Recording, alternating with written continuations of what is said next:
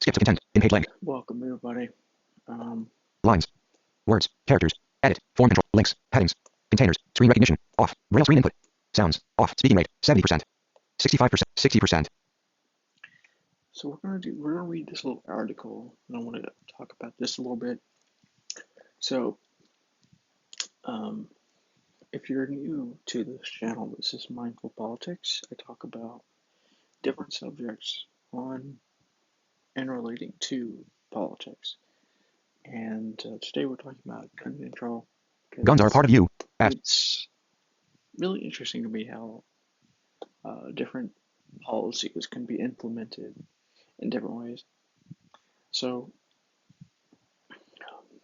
for those who don't know, what I attempt to do with these episodes, with these videos, is to Screen curtained off. make videos that are not divisive, that are not screaming in your face. I'm attempting to be nuanced and things like this, something that you don't really see in politics. It's honestly unfortunate. So I want to do more of this. I want to do more videos like this. So let's get started. Separator. Lauren. Does gun control. Lauren. Does gun control really work? Heading level 1 article. Lauren Manier. National. Separator. Dimmed. Guns are part of you. S. Culture. From hunting rifles to gun collections, many Americans own guns. However, public opinion polls show that 85% of gun owners and non-gun owners support gun control laws like background checks. So, um,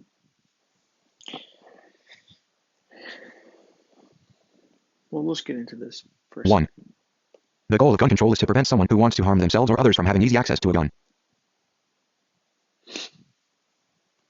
Today, 40% of gun sales do not go through a background check because they take place online, at gun shows, or through classified ads. Which is kind of interesting if you think about it.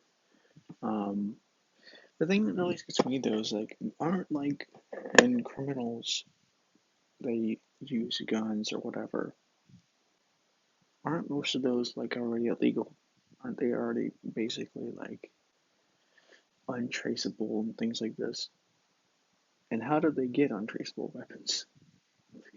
They have these like little techniques they use to like I've always seen these shows where they have ways of removing the serial number and stuff like this.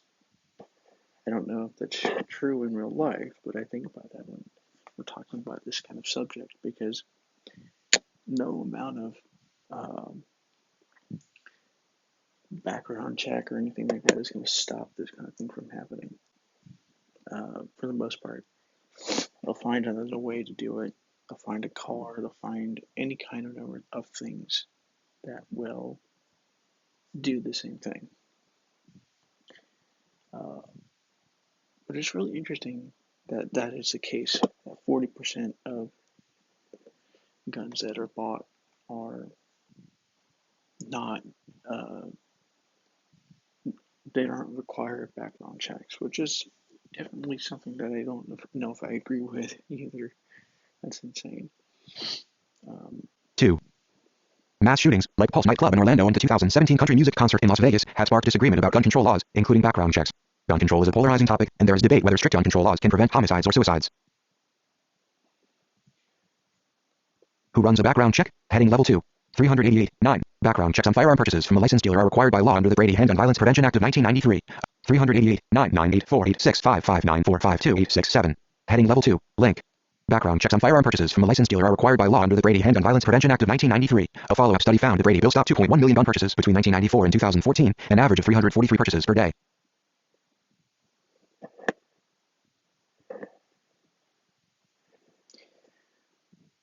it's pretty interesting, but what makes me more interested is that like you have areas where gun control is pretty much like a thing in mass quantities, like Chicago and things like this.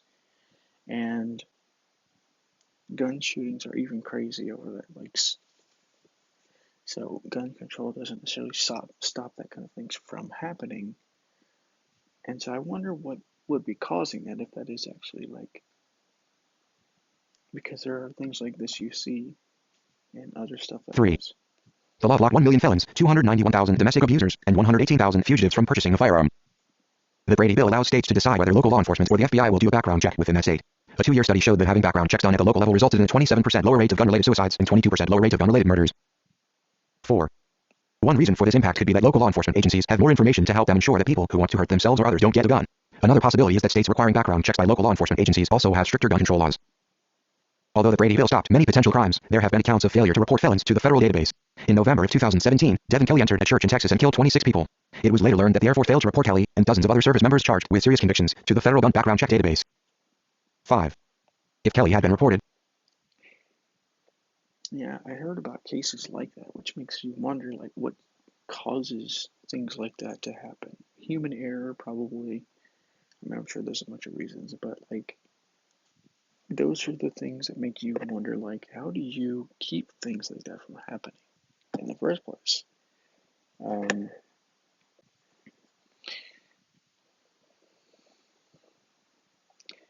that's the thing that most people don't think about when it comes to like laws and stuff. Like nobody thinks about the errors that come with enforcing laws and the mistaken arrests and things like this, like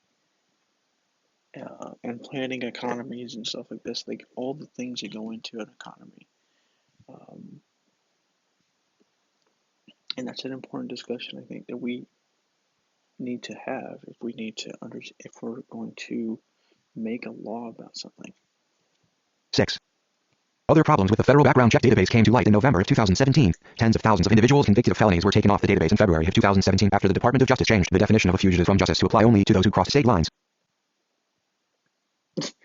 It sounds like it's an error on the part of the Department of Justice.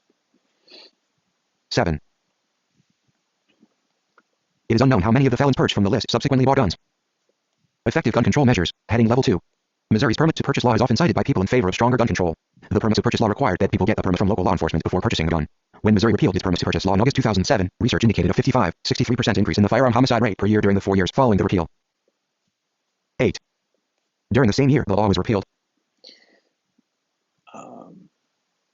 The question I always have for those kinds of statistics is why.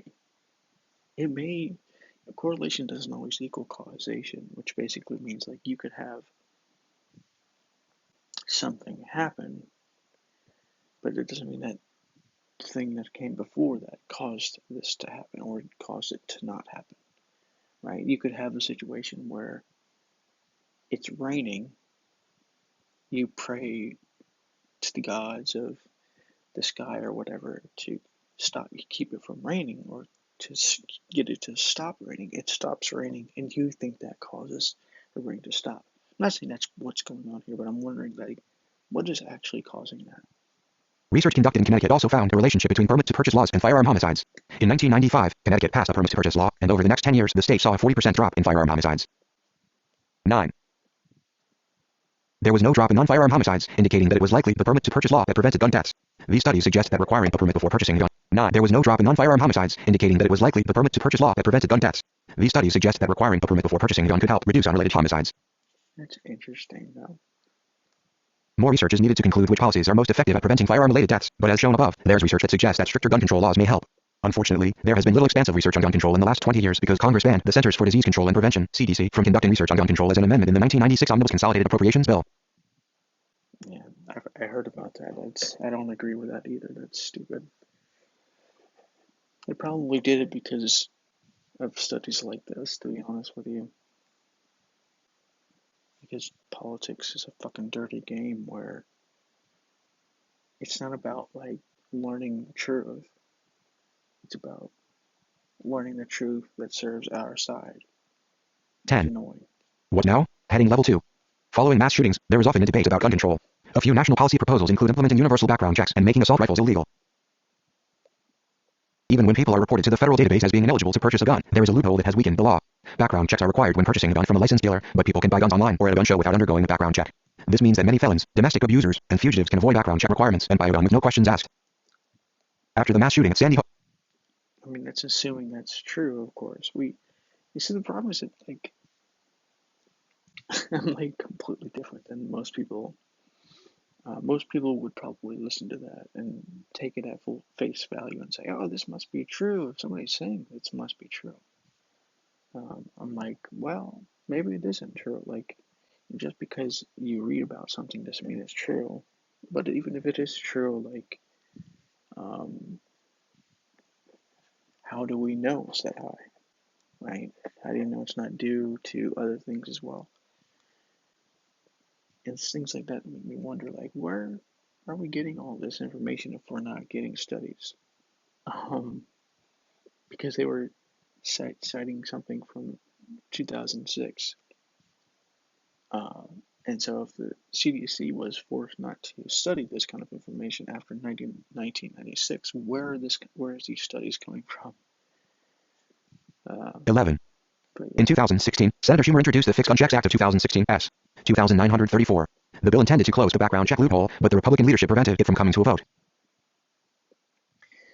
you see, a lot of the problems that I have with these laws is that, especially nowadays, what they're doing is they're like adding shit to it. Like literally, there were certain laws that were being passed that like were sending money to Pakistan or some shit like this. Um, like it's not like just that like they make a law that makes sense, and then they don't add anything into it that makes no sense. They usually add a bunch of dumb shit that like makes the law stupid, uh, and it's like that's why they got rid of this law. It's like not necessarily. I mean, it probably is in this case because 11. In 2016, Senator Schumer introduced the Fixed Gun Checks Act of 2016, S. 2934. The bill intended to close the background check loophole, but the Republican leadership prevented it from coming to a vote. but like I said, it's not always as simple as this law would have was stopped by Republicans because of the gun part of it. That might have been part of it. It probably was, to be honest. But sometimes it's not always that simple. Sometimes they add stupid things to these laws that make them like longer than they need to be and things like this. So don't just take somebody at face value when they say stuff like this. People were getting angry about this "Don't Say Gay" bill that was supposedly anti LGBT and all this stuff, but it was actually not. It was basically keeping.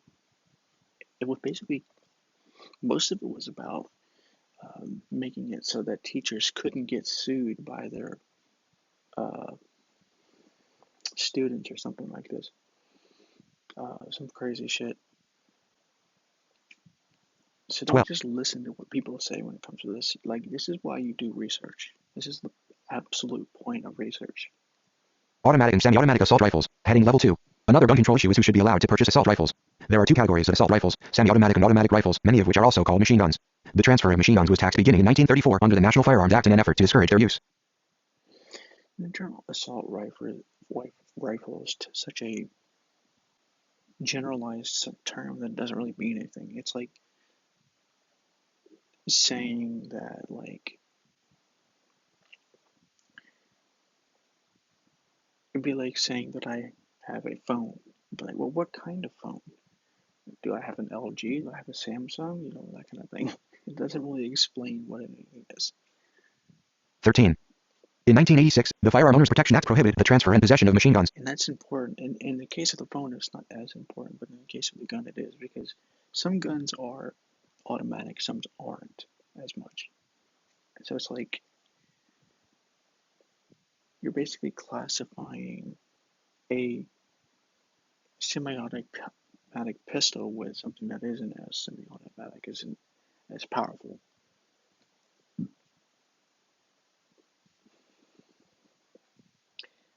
And most shootings are done with pistols anyway. They're not really done with rifles and stuff, which is what they're usually talking about when they say stuff like this. Semi-automatic weapons are legal in most states, but banned in California, Connecticut, Washington, D.C., Massachusetts, Maryland, New Jersey, and New York.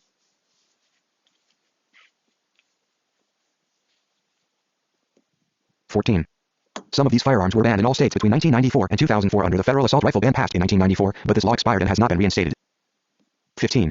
There are accessories that make semi-automatic rifles similar to automatic rifles, such as a bump stock. This device is added to the exterior of the gun to make the gun shoot much faster, giving it the capability of shooting quickly like an automatic assault rifle. In the October 2017 Las I think Trump got rid of those. Vegas mass shooting at a country music concert, the shooter used bump stocks to modify semi-automatic rifles so they would fire like a machine gun. Representative Carlos Curbelo, along with 27 co-sponsors from both parties, introduced a bill H.R. 3999 to prohibit the manufacturing, possession, and transfer of devices that increase the rate of fire on semi-automatic weapons. 16. By the end of 2017, the bill had not been voted on by the House of Representatives. Conclusions. Heading: Gun violence is a public health.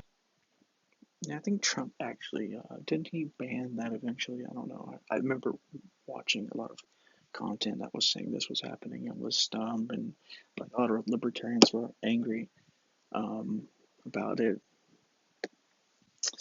And I've heard that like there are actually ways of dealing with that without having a bump stock that is just as effective, if not more effective in some ways. I don't know if that's true. Like I said, I don't know shit about guns. But if it is, it wouldn't surprise me at all. All articles are reviewed and approved by Dr. Diana Zuckerman. 1. List start. Games. So here's the research. Richards, S. 2015, Fall. But yeah, it is interesting to me how all these things kind of play together. Like, why is it like that you have a lot of these areas have gun control laws and rules, but still have a lot of mass shootings and shit like this. And so it makes me think that it's not completely about gun control. That there's something else that's happening here that has more to do with what happens when criminality happens.